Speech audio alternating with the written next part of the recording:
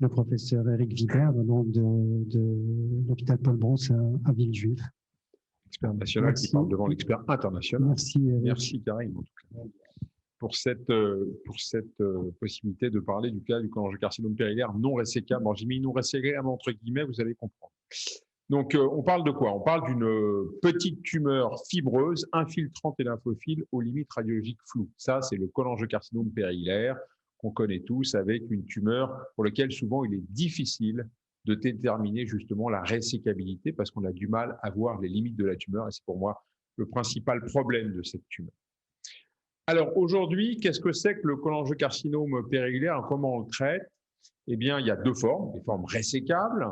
Et j'aime beaucoup cette classification de Karim Bouchema qui a l'avantage de simplifier de manière très intelligente la vision des choses, avec finalement un Y où on a un canal gauche qui est libre. Et là, on peut envisager assez fréquemment des hépatectomies droite étendues au segment 4 et 1 avec une résection de la convergence biliaire et une lymphadenectomie.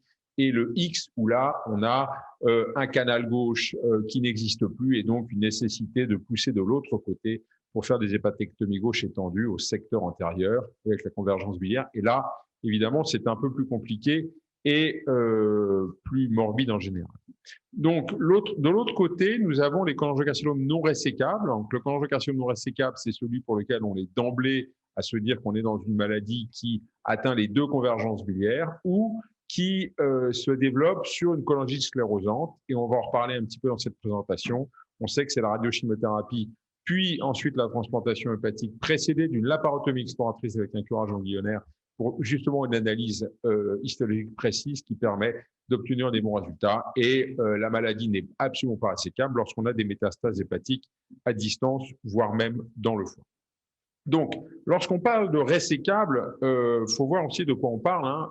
On parle d'une chirurgie qui finalement, lorsqu'on regarde des survivants à 5 ans vrai, c'est-à-dire pour lequel on a un follow-up de 5 ans, eh bien, vous voyez que cette série de presque 200 patients, il n'y a que 19% des malades qui sont vraiment survivants à 5 ans, c'est quand même pas beaucoup, et 2% pour les reins. Donc, c'est pour ça que la notion de cholangiocarcinome périlaire résécable est quand même à regarder à la lumière de ces résultats. Alors, pourquoi on a très mauvais résultats? Parce qu'on a une invasion ganglionnaire dans 40% des cas au diagnostic. On sait que c'est une maladie lymphophile, une infiltration vasculaire très fréquente, et ça impose de faire des résections souvent qui vont emporter les vaisseaux avec parfois des difficultés chirurgicales qui donnent de la mortalité et de la morbidité. Alors, ça, c'est encore une fois un résultat qu'on connaît tous, c'est le fait que si on veut obtenir des marges de résection, si on veut obtenir des résultats qui sont bons, eh bien, en fait, l'objectif, c'est d'avoir des patients R0 chez des patients N0. C'est-à-dire que, finalement, comme l'a dit tout à l'heure notre collègue, le fait d'être, lorsqu'on est N1, finalement, le fait d'être R1 ou R0, ça ne change rien, le pronostic autoganglion. En revanche, c'est dommage de ne pas se donner les moyens de la résection R0 lorsqu'on a un patient N0. Et ça donne à peu près 50% de survie overall survival à 5 ans. Mais là aussi, attention, on parle d'une survie qui n'est pas une survie réelle, c'est une survie actuarielle. Donc, pourquoi on est malheureusement avec des résultats qui ne sont pas toujours aussi à la hauteur de ce qu'on voit dans ces séries japonaises en particulier? C'est parce que les marges de résection comptent énormément dans le domaine du cholangiocarcinome périlaire. Et ça, c'est un très joli travail qui a été fait qui montre bien qu'il y a une vraie différence entre le 5 mm et le 1 cm. C'est beaucoup moins vrai dans les métastases, mais dans le cholangiocarcinome, ça compte vraiment. Le poids pronostic de la marge est fondamental dans le cholangiocarcinome périlaire. Et ce qui est très intéressant, c'est qu'il ne s'agit pas uniquement de marge de résection périphérique, mais aussi de marge de résection distale, mais de marge de résection périphérique. Ce travail très intéressant publié l'année dernière a bien montré que lorsqu'il fallait considérer un cholangiocarcinome périlaire, il faut le considérer dans sa globalité, c'est-à-dire aussi dans ses marges périphériques, comme ce qui se passe dans la tumeur du rectum. Ce n'est pas uniquement la marge distale, c'est aussi la marge périphérique. Donc, c'est vraiment comme la tumeur du rectum, mais au niveau du foie, avec tout cet environnement. C'est pour ça que ça s'appelle un cholangiocarcinome périlaire et pas une tumeur de Klatskin, qui est une vision un peu simpliste des choses, quelque chose qui était vraiment au sein de la voie biliaire. C'est vraiment une tumeur qui envahit ce qu'il y a autour. Alors, pour pouvoir obtenir justement des marges de résection avec donc des patients pour lesquels on a un espoir d'avoir de bons résultats, il faut se donner les moyens. Et se donner les moyens, c'est préparer ces malades à une chirurgie qui est longue et difficile, avec un drainage biliaire préopératoire de manière à pouvoir décomprimer le foie qui va rester, en particulier lorsqu'il s'agit d'hépatectomie droite au segment 4 et 1, et évidemment des embolisations portales de manière à faire grossir le foie gauche, de manière à avoir suffisamment de volume pour pouvoir opérer ces patients. C'est une préparation qui est difficile et qui dure entre 3 à 6 semaines avec, in fine, un drop-out qui n'est jamais considéré dans les séries, qui est environ 30%. Il y a finalement 30% des malades qui ne vont pas au bout du parcours, qui est le parcours qui permet de faire une chirurgie lourde avec, au cours de la chirurgie, des résections vasculaires, parfois des résections artérielles et toujours des anastomoses myogestiques. Et le prix de cette chirurgie, là aussi, sans considérer le drop-out, eh bien, c'est une mortalité post-opératoire dans le cholangiocarcinome périhilaire qui est de 8 à 10%. Donc, finalement, à peu près le résultat de la transplantation de manière générale. Donc, c'est une chirurgie très lourde avec, encore une fois, un drop-out lorsque les patients n'atteignent pas cette chirurgie. Donc, c'est pour ça que depuis très longtemps, finalement, des gens ont évalué la transplantation pour cholangiocarcinome périhilaire considérée comme non résécable d'emblée. Et ça, typiquement, c'est un patient que j'ai réséqué et force est de constater que mon évaluation était mauvaise puisqu'on voit très, très bien que ce malade est R1 et finalement, cette opération aurait probablement mieux dû être faite par une transplantation hépatique. Donc, l'idée, c'est que la transplantation hépatique, c'est quelque chose qui se fait avec un traitement particulier, qui n'est pas uniquement la transplantation hépatique, mais une transplantation précédée d'un protocole qui s'appelle le protocole Mayo Clinique, associant radiochimiothérapie et un curage ganglionnaire. Ça a été inventé par ces gens à la Mayo Clinique. En fait, ce sont des Canadiens qui ont inventé le concept, mais c'est eux qui l'ont popularisé avec ce travail célèbre publié en 2005 qui montrait que les résultats étaient très bons après la transplantation. Et ce travail beaucoup plus important, publié un peu plus tard, qui lui montrait que malgré les 25% de drop-out, malgré les malades qui n'arrivaient pas jusqu'à la transplantation, puisqu'on découvrait des métastases, puisque à l'occasion de la radiochimiothérapie, les choses ne se passaient pas bien, eh bien, malgré ce drop-out de 25%, on arrivait à obtenir, dans le groupe des patients qui avaient une tumeur de moins de 3 cm, une survie à 5 ans en disease-free survival de 70%. C'est un chiffre qu'on n'a jamais obtenu avec de la chirurgie du cholangiocarcinome. Et on voit qu'au-dessus de 3 cm, le score s'écroule, le chiffre s'écroule. Pourquoi? Vraisemblablement parce qu'au-dessus de 3 cm, il y a beaucoup plus de ganglions. Évidemment, la transplantation hépatique, lorsqu'il y a des ganglions, ça marche.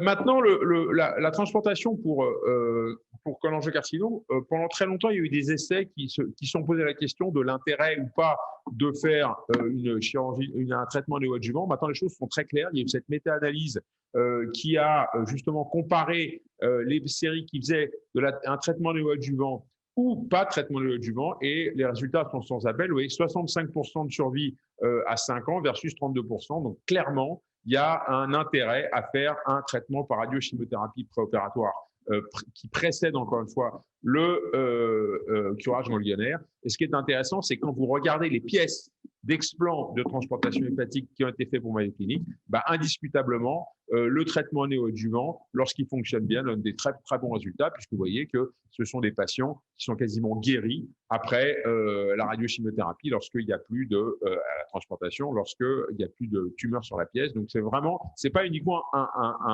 quelque chose qui permet de sélectionner les malades, c'est vraiment quelque chose qui est vraiment efficace en termes de résultats à distance. Et pour ce qui est du lieu de réalisation, eh bien ça, je crois que c'est fondamental. C'est ce qu'on a appris récemment à l'occasion d'une étude dont je vais vous parler juste après. C'est que c'est un geste qui est une stratégie très compliquée, qui nécessite une expérience. Pourquoi? Parce qu'il faut faire des drainages endoscopiques, il faut faire de la radiothérapie, il faut faire un curage ganglionnaire, etc., etc. Donc, il y a tout un management du malade. Et ce management du malade nécessite d'avoir une expérience. Et ce travail qui a été publié l'année dernière montre bien que les centres qui ont des bons résultats sont des centres qui font au moins 6 patients par an. Donc, ce n'est pas beaucoup en 7 ans. Oui, c'est vraiment rien du tout. Mais ça veut dire qu'il y a indiscutablement un effet centre et cet effet centre a un impact sur le succès du traitement. Et c'est quelque chose qu'on n'avait probablement pas bien envisagé lorsqu'on a fait cette étude qui est l'étude Transfil dont je vais vous parler maintenant, parce que évidemment, lorsqu'on voit les résultats de la transplantation hépatique pour cholangiocarcinome périnéal, que je vous ai parlé tout à l'heure, 70% de survie sans récidive à 5 ans, en incluant les drop-out, on se dit finalement, pourquoi ne pas transplanter les malades résécables? Donc, c'est un raisonnement qu'on a eu il y a quelques années avec quelques camarades dont beaucoup sont dans la salle ici. Et finalement, on s'est dit, regardez, si on regarde en intention de traiter les patients transplantés, on est à 51% avec les 25% de drop-out. Et lorsque vous regardez les malades réséqués au Japon, en plus, très bonne équipe, on est à 38% sans les 25% de drop-out préopératoire. Donc, indiscutablement, on peut se poser légitimement la question de transplanter des malades résécables. Et on s'est posé la question et on a fait cette étude, qui est l'étude Transfil, que je suis content de vous présenter un peu comme ça en primeur, même si je ne vais pas aller jusqu'au bout parce que je n'ai pas le droit de le faire. L'idée, c'est qu'on a posé la question de la chimiothérapie, enfin de la transplantation précédée d'une chimiothérapie dans un protocole clinique versus le traitement associant drainage, embolisation portale et hépatectomie avec une randomisation 1 pour 1. Donc, cette étude a été réalisée. Voilà la courbe d'inclusion. On devait inclure 27 patients au total dans chaque bras pour randomiser 54 patients pour montrer un avantage à la transplantation par rapport à la résection. Et nous avons arrêté d'inclure des malades lorsque nous avions 20 patients dans un bras et 20 autres patients dans l'autre bras. Pourquoi nous avons arrêté? À cause de ça. Parce que dans le bras transplantation, seulement 9 patients sont arrivés à la transplantation. Et dans le bras résection, 19 sont arrivés à la résection. Le comité d'éthique, de manière assez justifiée, me semble-t-il, a considéré qu'il n'était pas raisonnable de poursuivre cette étude. Donc, malheureusement, je n'aurai pas la réponse à la question que l'on a posée. Est-ce que la transplantation fait mieux que la résection dans les patients résécables? Cependant, on a probablement fait une erreur, et vous connaissez mon intérêt pour ce genre de questions. L'idée a probablement été d'aller considérer qu'un malade qui était à la Mayo Clinique, c'était comme un malade ailleurs. En fait, il y a déjà probablement une sélection pour aller jusqu'à la Mayo Clinique qui fait que dans les malades non résécables, on sélectionne déjà des malades qui ont pu aller à la Mayo Clinique en stade 4 sans avoir des ganglions partout. Donc, c'est ce premier biais qu'on n'a évidemment probablement pas dans le groupe des d'emblée résécables. Et puis, l'autre élément, c'est là où vraiment, je pense qu'on aurait dû se méfier de l'effet centre. Il y a indiscutablement un côté perte de chance pour les malades parce que c'est un protocole très compliqué qui aurait dû probablement nécessiter une concentration plus importante des malades pour éviter justement le côté on traite qu'un malade une fois sur 3 ans parce que il y a beaucoup de gags liés du fait de la préparation. Donc au total, je pense qu'il faut identifier le cholangiocarcinome non résécable dans le résécable. Parce que c'est très fréquent. Pourquoi? Parce que la survie réelle des cholangiocarcinomes périnéaires est de 19% à 5 ans et de 2% pour les réens. Donc, même pour des... Alors, c'est aux États-Unis, d'accord, peut-être que nous, on est peut-être un peu meilleur qu'eux, mais on a quand même des résultats qui ne sont pas très bons non plus. Donc, il y a indiscutablement quelque chose à faire et on a considéré probablement des résécables qui ne l'étaient pas.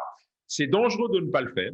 Pourquoi c'est dangereux? Parce que le prix à payer pour obtenir des marges et le seul facteur où finalement la stratégie chirurgicale peut faire quelque chose, puisque c'est lorsque le malade est N0 en particulier, eh bien c'est 30% de drop-out et 8 à 10% de mortalité post-opératoire. Donc, il ne faut vraiment pas se tromper, parce qu'on peut tuer les malades en les emportant vers quelque chose qui est la résécabilité, alors qu'en fait, il faudra faire autre chose.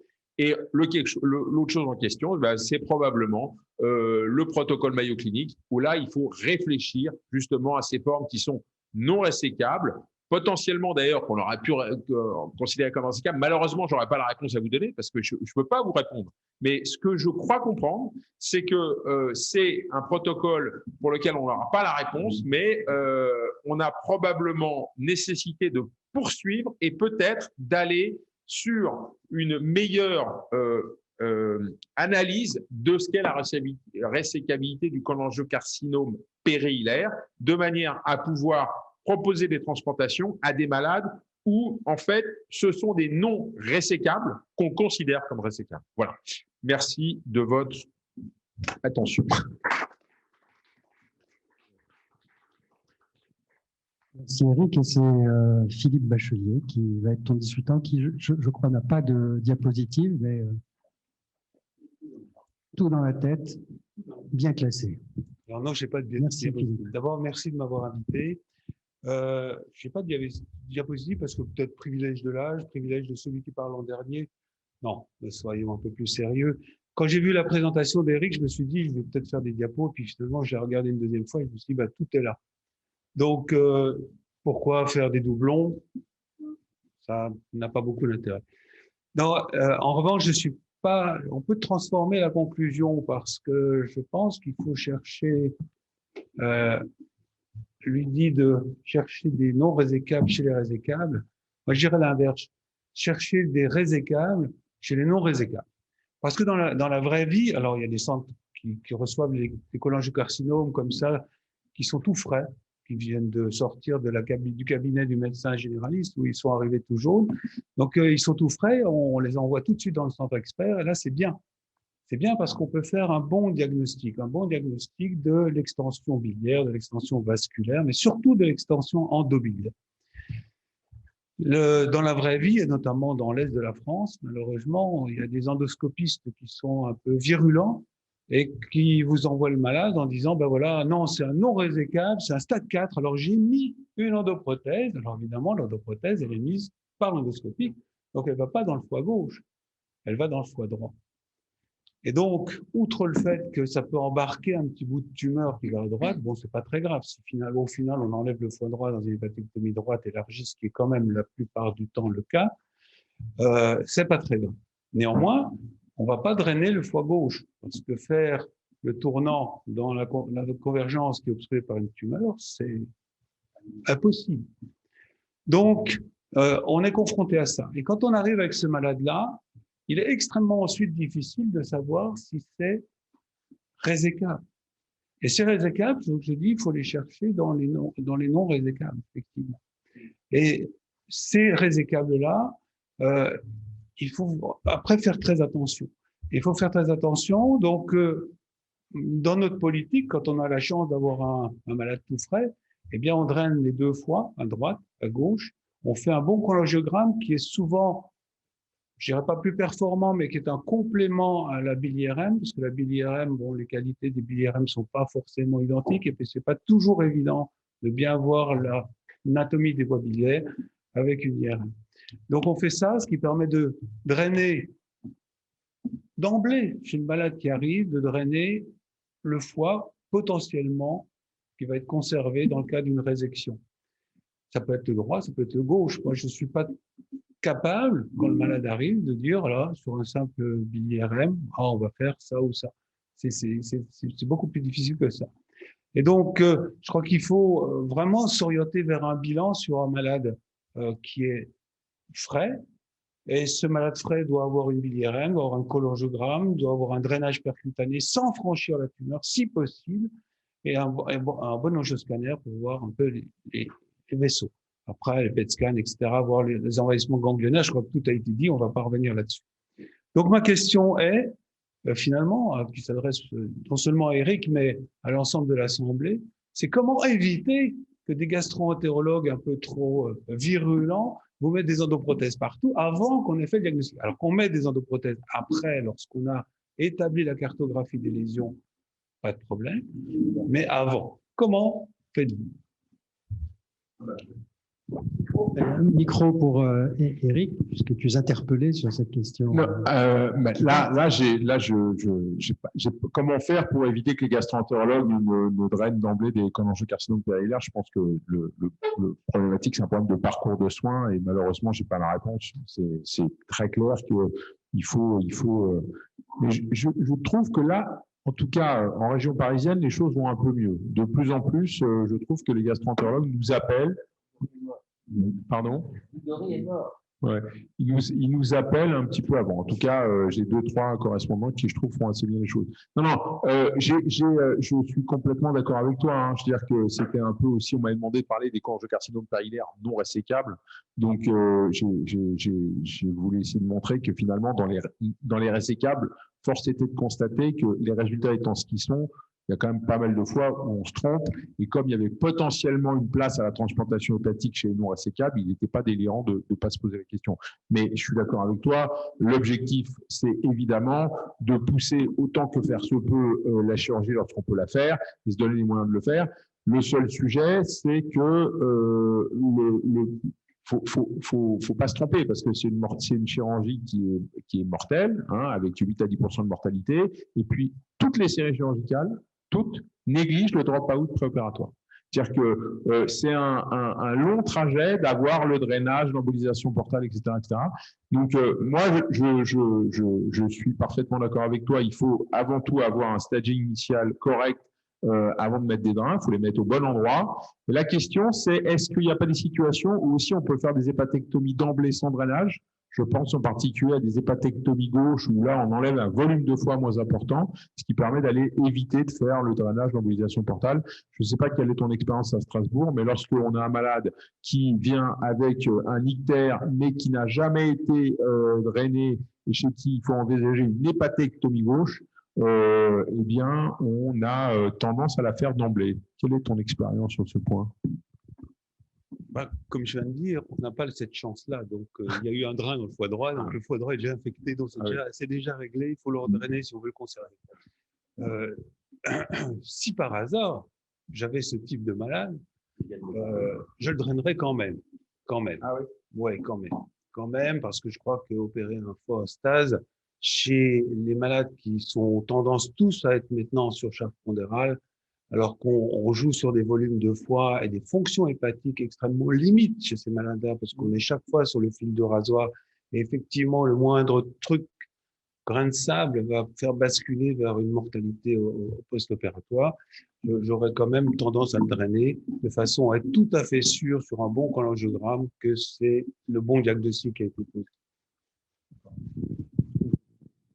Oui, Richard. Je voudrais revenir sur la série de la Mayo Clinic, 182 patients. Il y a une chose qui m'a intrigué. Bon, on fait le protocole de départ, on les opère. Et si j'ai compris, ceux qui sont en P, enfin anatomopathologie nulle, ils ont 60% de survie. Ouais. Alors, ma question est la suivante. Quel est le traitement adjuvant qu'on fait aux autres? Parce que ça, vous n'avez jamais parlé du traitement complémentaire ou ça ne sert à rien? Il n'y a pas de traitement complémentaire. À Mayo Clinic, ils ne font pas de traitement. Oui, mais est-ce que ce n'est pas une réflexion de ne pas surveiller les malades en post-opératoire? J'avais des 4 courbes à gauche que je trouvais très intéressantes. Tu avais ceux qui étaient P0, et puis tu avais les autres avec envahissement, etc., avec des anapathes, et les courbes étaient très différentes. Et là, ils ne proposent pas de traitement adjuvant? Je n'ai pas la réponse à cette question, je ne sais pas.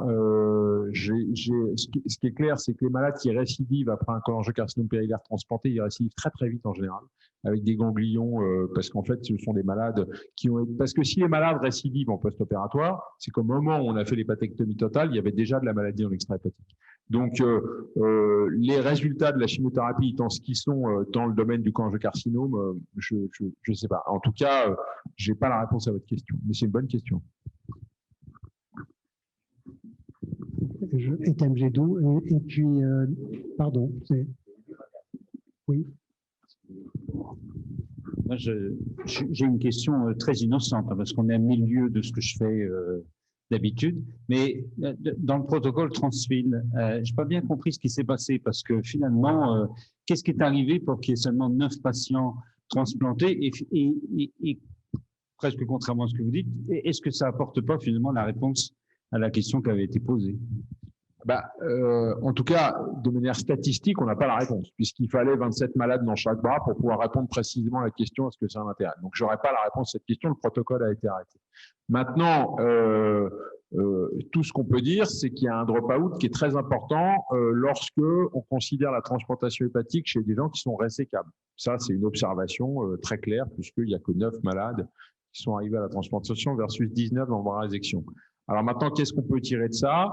Je pense qu'on peut tirer de ça du fait que déjà, parmi les patients qui ont drop-outé, entre guillemets, il y a beaucoup de malades qui ont sorti de liste du fait d'un problème de management préopératoire, avec des problèmes en particulier de drainage endoscopique qui initialement était obligatoire. On n'avait pas le droit de faire des drainages percutanés parce que la Mayo Clinic avait interdit le drainage percutané et donc on s'est obstiné à faire du drainage endoscopique Alors que maintenant, à la Mayo Clinique, ils font aussi de l'ORH percutané. Et je pense que ça, clairement, ça a été une épine dans le pied énorme à notre protocole parce que les gens qui n'avaient pas des endoscopistes de très, très performants, eh ben, ils n'ont pas pu inclure les malades ou mal inclure les malades. Ça, c'est un élément de réponse. Mais ça rejoint aussi le problème de la centralisation des expertises parce que c'est extrêmement compliqué de gérer ces malades.